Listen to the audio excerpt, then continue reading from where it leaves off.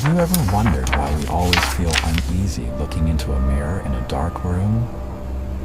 Science calls it the Troxler effect, a hallucination of the brain. But I'm here to tell you, science is wrong.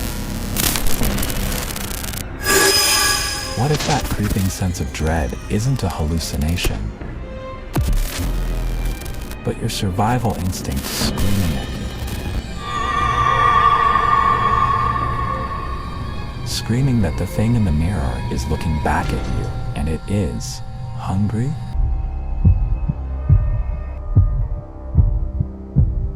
Don't look away from this post. If you are in a room alone and there is a mirror nearby, read my story before you decide to look into it again. Because what I'm about to tell you isn't for the faint of heart. And more importantly, it hates being found.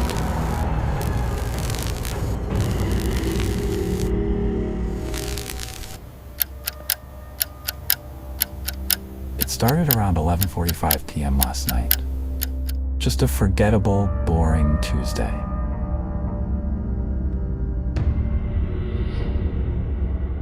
I just wrapped up editing a video for my channel, and I was dead tired.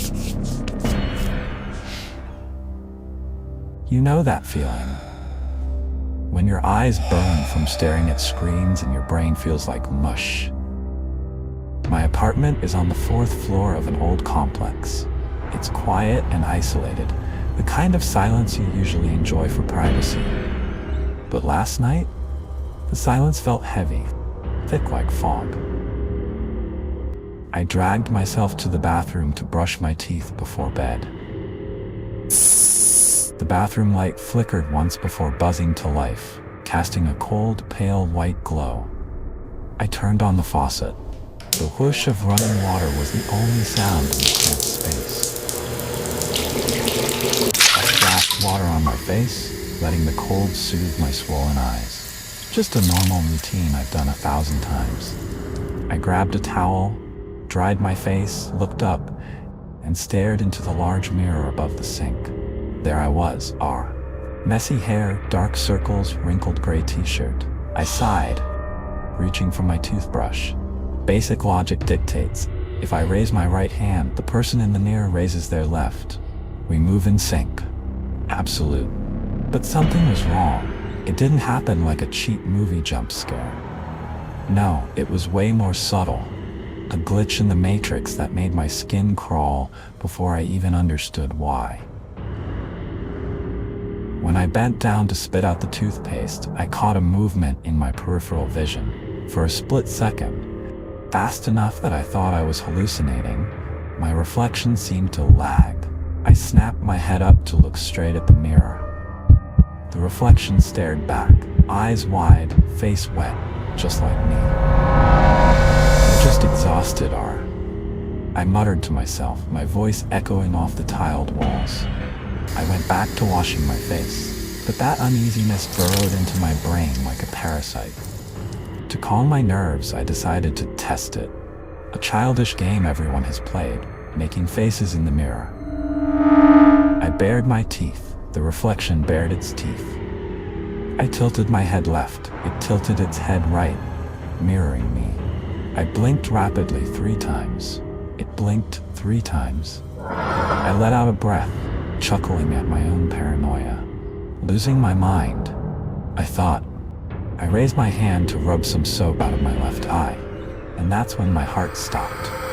My hand was rubbing my eye, but in the mirror, my reflection's hand was hanging by its side. It happened in a flash.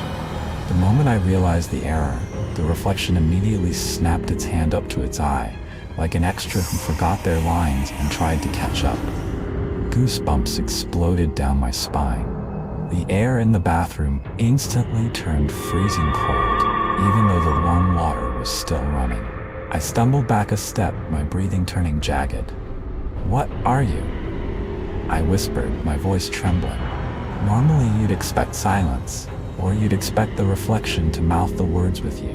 But no, this time it stopped acting. The person in the mirror, the thing with my face, slowly lowered its hand.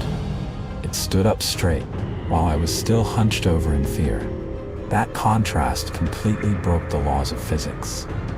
It looked at me, not with the empty stare of a reflection. It was a hungry, scrutinizing gaze, an intelligent malice. Its lips slowly curled up, not my forced smile from earlier. This was a wide, unnatural grin that stretched way too far across its face, revealing teeth that looked sharper and whiter than mine. I remembered the stories. They say doppelgangers live in an inverted world, jealous of life, of color, of warmth. They wait for us to be weak, to be distracted, so they can pull us in and take our place. It slipped up. It forgot to mimic, and now that I knew, it didn't need to pretend anymore. A sound came out, not from my mouth, not from the air. The sound vibrated from the glass surface itself. It was deep and hollow, like an echo from the bottom of a well. The thing in the mirror stepped closer to the glass. I swear I saw it walk while I was frozen in place. It pressed its face against the barrier between our worlds, its breath fogging up the glass from the inside. The scariest part wasn't that it was different. It was that it was too similar. It was me, but a twisted, powerful version that wanted out. I wanted to run. My brain screamed, "Run! Open the door!" But my legs were cemented to the cold tile floor. I was hypnotized by its pitch-black eyes. Suddenly, it raised a hand, its palm pressed against the glass. On this side, as if controlled by some invisible string, my hand moved on its own, my palm pressed against the glass, matching its position. Cold. Not the cold of glass, but the cold of dead flesh. I felt its fingertips pressing hard. The mirror surface started to bow under the pressure. It wasn't breaking, it was softening, like water. Its fingers started to push through the glass. It was coming out. Reality worked right in front of me. Long, wet fingers stretched out of the 2D surface, clamping around my wrist. The grip was so crushing I heard my bones creak. It was pulling me in, or maybe it was crawling out to where my skin. "I will be you." The voice hissed, echoing inside my skull. Its face pressed against the glass, that mouth opening wide as if to swallow me whole. I smelled it then, a metallic stench like stagnant water rotting for years. The pain in my wrist snapped me back to reality. Survival instinct took over. "No," I screamed. With every ounce of strength I had left, I grabbed the heavy glass shampoo bottle from the shelf. I didn't think. I just swung. The sound of shattering glass tore through the night. Shards exploded across the bathroom floor, glittering like dead stars. The grip on my wrist vanished instantly. I fell backwards, slamming onto the wet floor. In front of me, the frame was empty. Just jagged teeth of broken glass sticking out of the wood. Behind it was just a rough concrete wall. No monster, no doppelganger, just dead silence. I scrambled up, clutching my wrist where 5 purple bruises were already forming in the shape of fingers. Blood trickled down my arm from the glass cuts.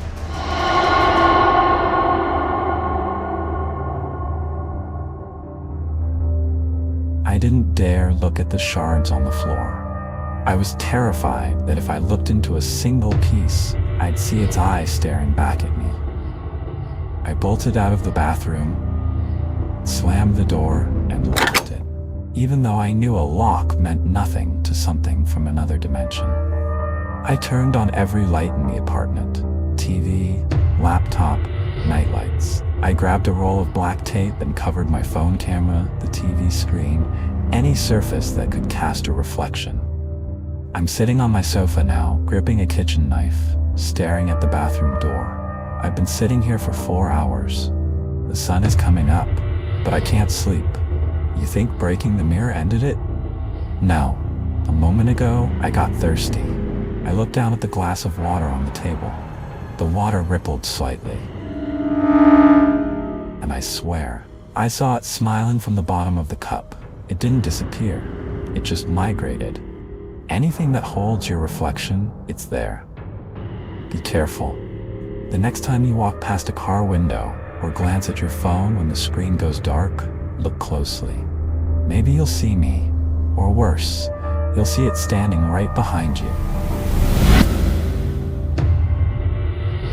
Like and subscribe right now if you want to keep your soul. Don't let it know you're alone.